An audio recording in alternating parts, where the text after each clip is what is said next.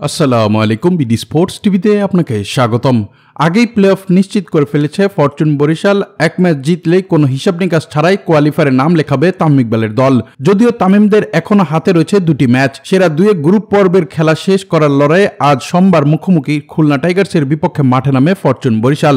তামিমদের বিপক্ষে আগে ব্যাট করেছে, তুলেছে 5 উইকেট হারিয়ে 187 রানের বিশাল লক্ষ্য খুলনা টাইগার্স। মিরপুর শেরেবাংলা জাতীয় ক্রিকেট স্টেডিয়ামে টসে জিতে ব্যাটিং করে খুলনা। উদ্বোধনী জুটিতে 33 বলে 47 রান করেন দুই ওপেনার মোহাম্মদ নাইম ও মেহেদী হাসান মিরাজ। 18 বলে 29 রান করেন মিরাজ। দ্বিতীয় উইকেটে অ্যালেক্স রোজকে নিয়ে 20 বলে 52 রানের জুটি করেন নাইম শেখ।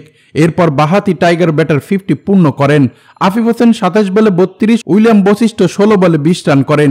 শেষ দিকে ঝড়ো ব্যাটিংয়ে মাহমুদুল হাসান অঙ্কন অপরাজিত থাকেন 12 বলে 27 রান করে।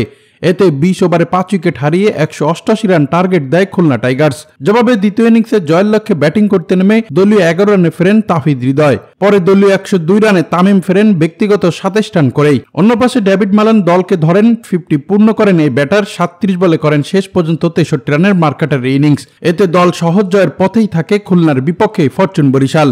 শেষ দিকে মুশফিকুর রহিম ও মোহাম্মদ নবীর ব্যাটে জয় নিয়ে মাঠ ছাড়ে ফরচুন বরিশাল। এতে 10 ম্যাচে 8 জয় আর 2 হারে পয়েন্ট টেবিলের দ্বিতীয় স্থানে দখল করল ফরচুন বরিশাল। অন্যদিকে খুলনা টাইগার্স 10 ম্যাচে 4 জয় 6 হারে পয়েন্ট টেবিলের পঞ্চম স্থান ধরে রাখলো। ইতিমধ্যেই তাদের কাটা পড়ল সুপার 4 খেলার স্বপ্ন।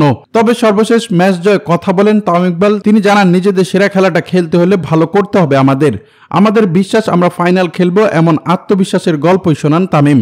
দর্শক, এই ছিল খেলাধুলার আপডেট। পরবর্তী আপডেট সবার আগে পেতে চ্যানেলটি সাবস্ক্রাইব করে সঙ্গেই থাকুন।